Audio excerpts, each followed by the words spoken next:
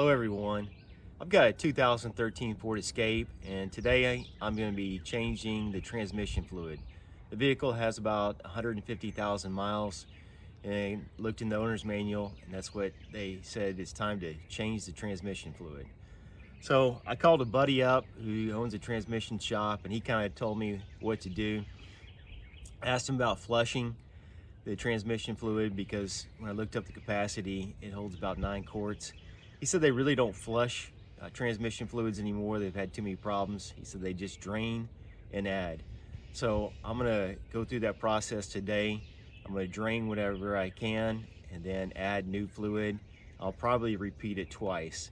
If it holds 9 quarts and I get 4 quarts in, then I'm less than 50% of new fluid. So if I do it twice, I'll be about 75% of new fluid. So, and it'll just take a look at it, how it looks. So to start out with, I bought the fluid. I got Valvoline Max Life multi-vehicle full synthetic automatic transmission fluid, and I went ahead and took off the air filter. It's really the air, the tube from the air filter to the throttle body, just to gain access to the cap where you add the cap. Where you add transmission fluid is right here. And just pull up. It's a little rubber hose. That's right there. So I'll get a funnel, and when I'll add transmission fluid. First I gotta drain it. And to do that, I'm gonna do two things. I'm gonna visually inspect it as it comes out, and two, I'm gonna measure how much I take out and put that same amount back in. Additionally, I took this car for a test drive.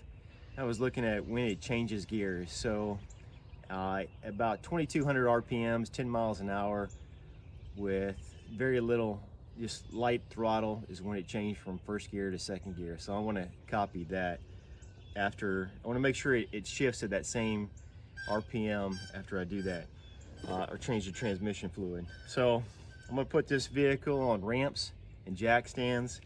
I want to keep it level. So the first thing I did is I measured on the frame.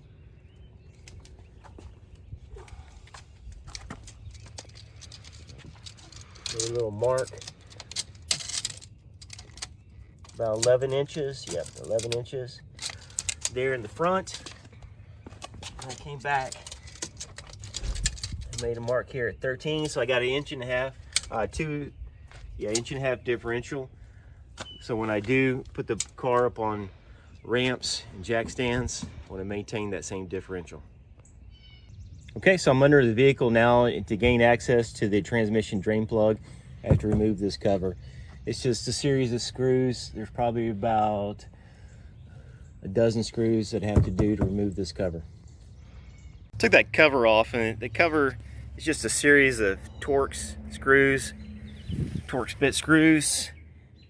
And mine actually had 2 Phillips head too.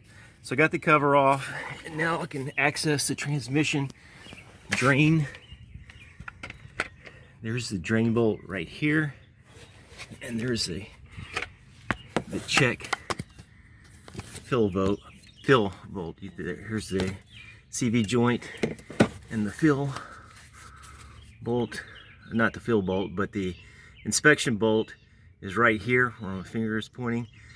So I'm gonna turn the engine on, vehicle level, and there should be a small trickle coming out. Yep, a small, very small trickle coming out. So that's what I want to match when I refill it. Okay, so I'm gonna shut the vehicle off. I'm gonna use, that's an 11mm bolt, and I'm gonna drain it. All right, so I've got the drain plug removed, and it's coming out.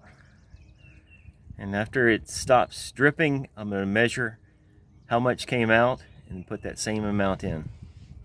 So I got the transmission fluid drained. Now I've got an old oil bottle, and I'm going to pour the transmission fluid into this old bottle and see how much was removed.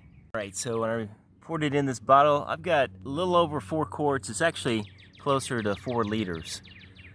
So now I'm gonna put that same amount of transmission fluid, new transmission fluid, back in.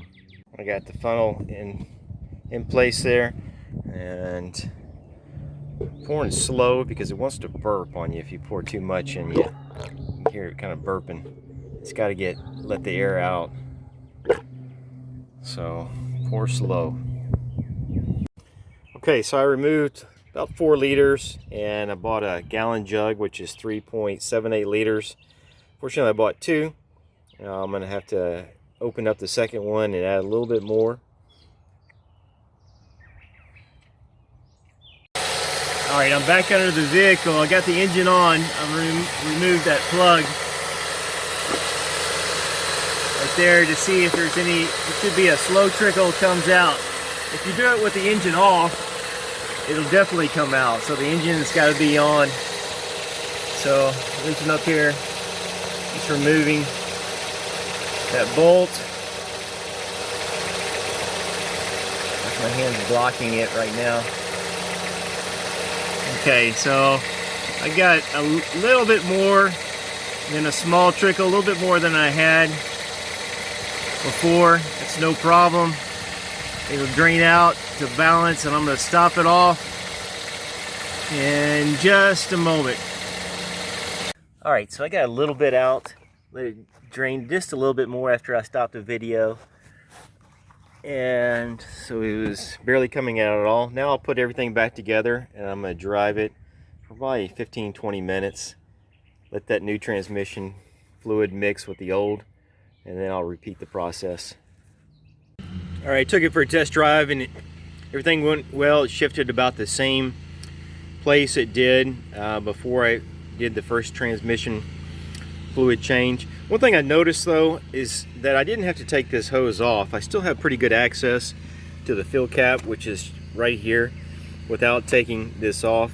But I am going to remove this hose. And that's as simple as undoing this rubber piece and pulling out here this piece, kind of twisting a little bit.